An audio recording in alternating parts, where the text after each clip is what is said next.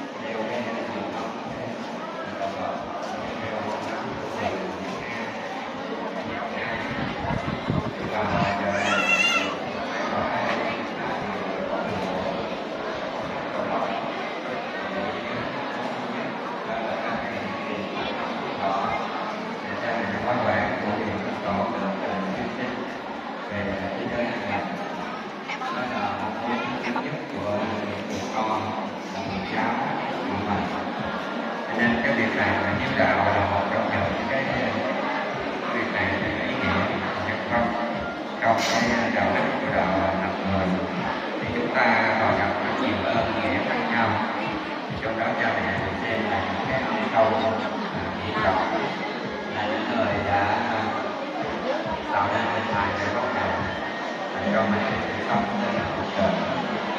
Cho nên thì phần là con chúng ta luôn luôn tri ân ở đất đền trong họ để chúng ta có được cái lòng tâm hiếu lòng mình sẽ biết là gì để có thể cho cha mẹ được vui lòng phần nào như thế nào để đạt được cái cho mình cũng như cho cả cộng đồng. Thì theo cái tinh thần của đạo Phật chúng ta đó là luôn thể hiện cái lòng tri ân có đối với sinh vật, đối với mẫu.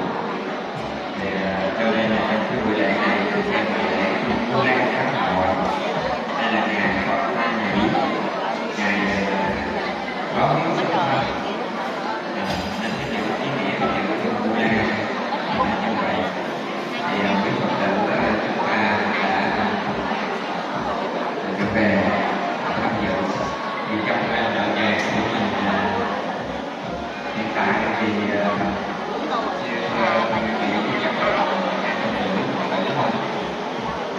tràng của mình thì hiện tại thì khoảng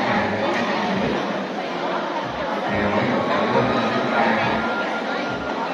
trang nghiêm để chuẩn bị thực hành để hiện cúng pháp y được ca sa. Trong cái phần dân cúng pháp y có cái tụng cái bài bài kinh đó là cúng dân y bác.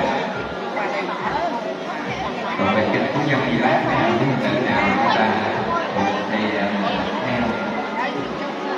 tự nào có muốn cần kinh thì ủng hộ mình lấy kinh tụng bài cúng dân y bác.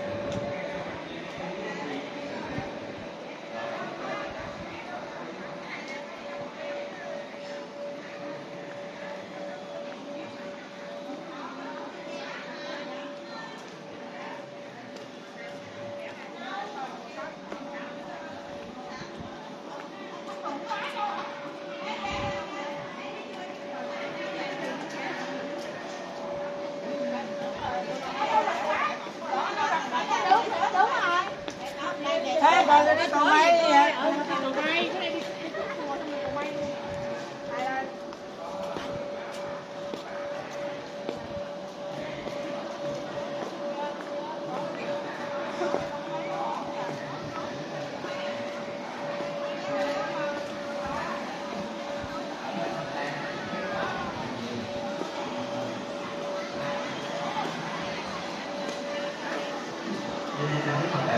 Có muốn nhận ly thì qua hành lang lại nha.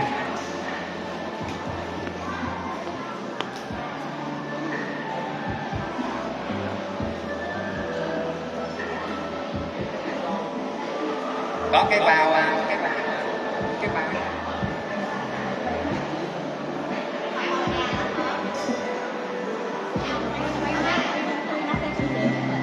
ra quay hôm nay là cái này rồi đó, em quay với cái kia quay ngang á, bye bye luôn rồi.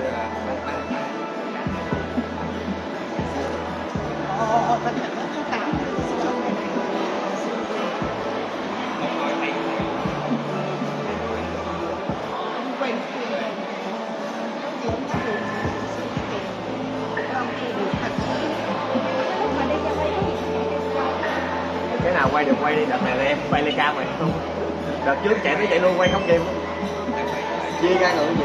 Không biết đâu hả? Quay biết đâu.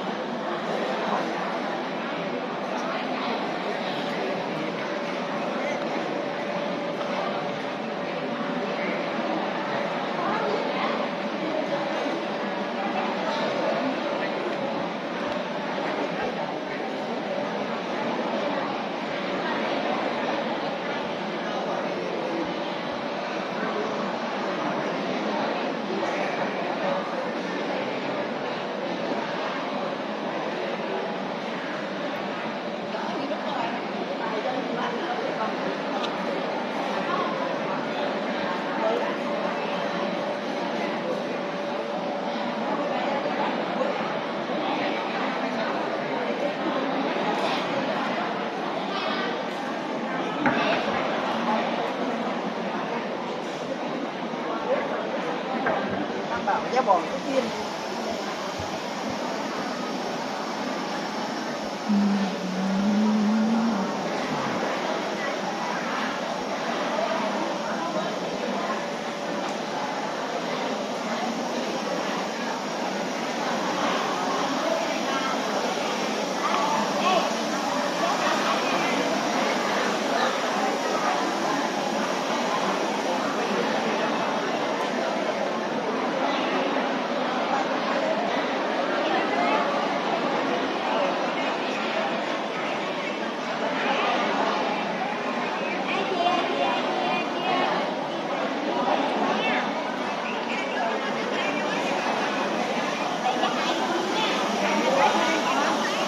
Đi ra đó lấy giùm con kìa, méo ngoài kia kìa.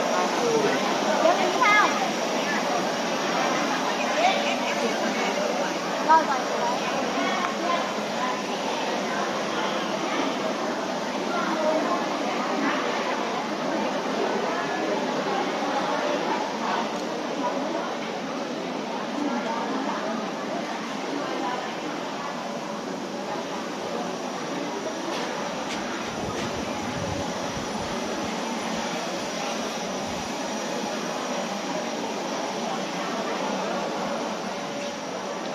Nam mô Bổn Sư Thích Ca Mâu Ni Phật.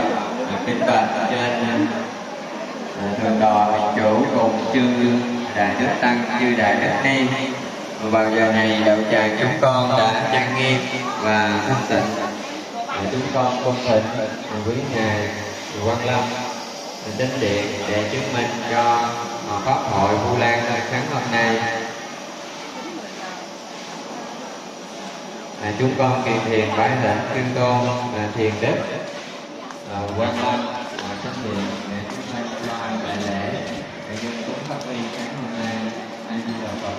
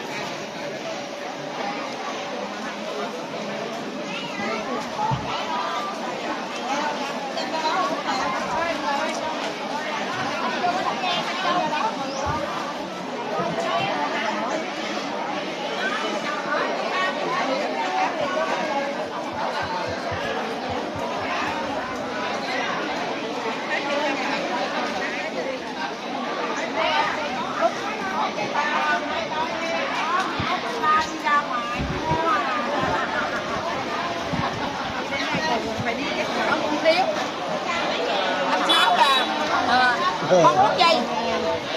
2 ly nước sâm hả? 2 ly nước sâm hả con? 1 ly để cái lan thôi. 2 ly nước sâm. Con uống gì? Dạ luôn. Đây. Con uống gì? Nói nước sâm.